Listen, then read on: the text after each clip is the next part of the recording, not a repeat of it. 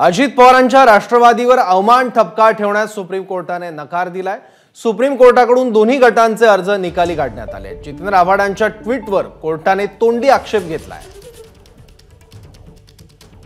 आणखी माहिती घेऊ आपले प्रतिनिधी सोमेश कोलगेकडून। सोमेश, आज जी सुनावणी झाली त्याचा नेमका काय अर्थ काढायचा? सौरभ, आज सर्वोच्च न्यायालयामध्ये सुनावणी झाली। त्या सुनावणीमध्ये राष्ट्रवादी काँग्रेस पक्षाच्या दोन्ही गटांकडून 2 अर्ज दाखल करण्यात आले होते। हे दोन्ही अर्ज आज सर्वोच्च न्यायालयाने निकाली काढले। त्याचवेळी सुप्रीम कोर्ट असं म्हणालं की अजित पवार गटाने आणखी ठळक शब्दात एक मोठी जाहिरात प्रसिद्ध करावी, ज्यामध्ये त्यांनी व्यवस्थित नमूद करावं की हे प्रकरण न्यायप्रविष्ट आहे आणि या प्रकरणाचा जो अंतिम निकाल येईल त्यावर या चिन्हाचं काय होणार ते भवितव्य अवलंबून असेल।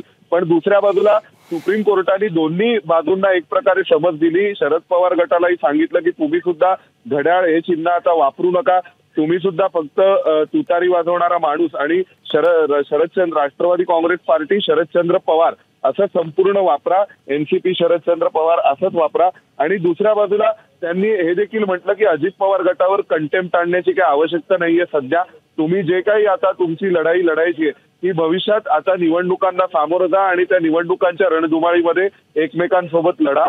एकंदरीत जो शरद पवार गटाने आक्षेप घेतला होता की अजित पवार गट आदेश फॉलो करत नाहीये, तर त्यावर सुप्रीम कोर्टाने एंटरटेन करायला नकार दिलाय। दुसऱ्या बाजूला अजित पवार गटाने म्हटलं होतं की गेल्या वेळेसच्या आदेशातील तुम्ही एक जे वाक्य आहे ते वाक्य वगळावं, तर त्या बाबतीत सुद्धा सुप्रीम कोर्टाने म्हटलंय की हे वाक्य सुद्धा वगळण्याची आवश्यकता नाहीये, परंतु आम्हाला ग्राउंड लेवलच्या ज्या डिफिकल्टीज आहेत त्या माहिती आहेत आणि त्यामुळे जिथे जिथे शक्य असेल, जिथे जिथे तुम्हाला हे सांगणं शक्य आहे की हे प्रकरण न्यायप्रविष्ट आहे आणि हे चिन्ह न्यायप्रविष्ट आहे ते तुम्ही सांगा, परंतु जिथे अगदीच एखाद्याने टोपी घातली असेल प्रचाराची तर तिथे ते लिहिता येत नाही, तर ते करू नका असं सांगितलं। तर या संदर्भात वकील सिद्धार्थ शिंदे यांनी काय माहिती दिली आहे तीही पाहूया। कोर्ट म्हणलं आहे की जे अजितदादा न्यूजपेपरमध्ये ज्यांनी आधी जाहिराती दिल्या होत्या त्याच्यात काही ठिकाणी सिंघवी म्हणले की बऱ्याच ठिकाणी त्यांनी तो मजकूर दिलेलाच नाहीये आणि रोहतगींचं अजितदादांच्या वतीने म्हणणं होतं की हे अजून घड्याळ वापरतायत यांचे पदाधिकारी।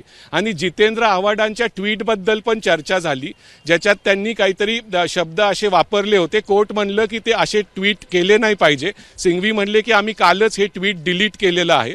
तर दोन्ही बाजूंना समज देण्यात आली आहे आणि दोन्ही बाजूंना असंही सांगण्यात आलं आहे की आता तुम्ही इथे भांडायच्या ऐवजी जमिनीवर म्हणजे इलेक्शनच्या रणधुमाळीत तुम्ही भांडा। एबीपी माझा, उघडा डोळे बघा नीट।